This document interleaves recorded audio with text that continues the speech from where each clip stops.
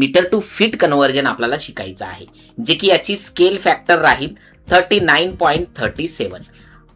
आणि याला युनिट सुद्धा इथं चेक करून घेऊया. युनिट आणि डायमेन्शन वर जाऊन आर्किटेक्चरल 0 फीट 0 इंचेस आणि युनिट ही इंचेस ठेवली आणि ओके केलाय. आणि आता याला स्केल करणार आहोत. स्केल करण्याच्या आधी याची एक कॉपी करून घेऊया साईडला पहा.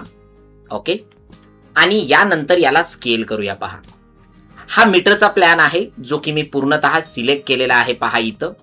आणि याला फीट मध्ये कन्वर्ट करण्यासाठी स्केल वर गेलोय आणि याच्या कॉर्नरला क्लिक करून वर घेतलंय पहा. आणि यामध्ये साईज टाकली 39.37. ओके, ही साईज टाकल्याच्या नंतर मला एंटर करायचं आहे.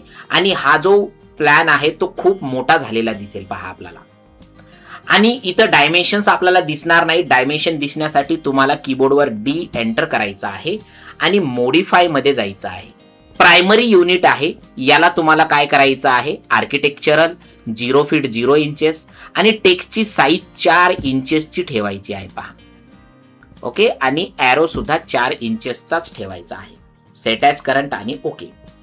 आता इथं तुम्हाला दाखवते पहा आपला जो पूर्ण मीटरचा प्लॅन होता, जो की खूप छोटा होता पहा इथं, तो ऑलमोस्ट कशामध्ये कन्वर्ट झालेला आहे सांगा, फीट मध्ये कन्वर्ट झालेला आहे.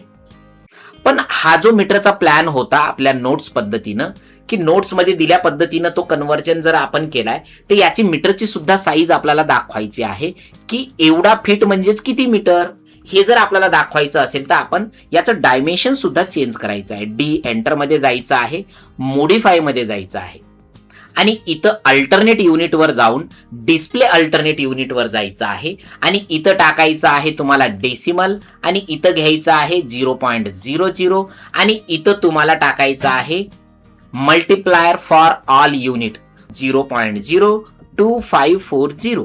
ही स्केल जशी तुम्ही इथं टाकली आणि याला ओके केलंय तर तुमचं हे कन्व्हर्जन डायमेन्शनचं जे आहे 9 फीट 10 इंचेसचा हा प्लॅन कन्वर्ट झालेला आहे, की जो की ऍक्च्युअल 3 मीटरचा होता. तर इथं डायमेन्शन सुद्धा आपण याचं कन्वर्ट केलेलं आहे.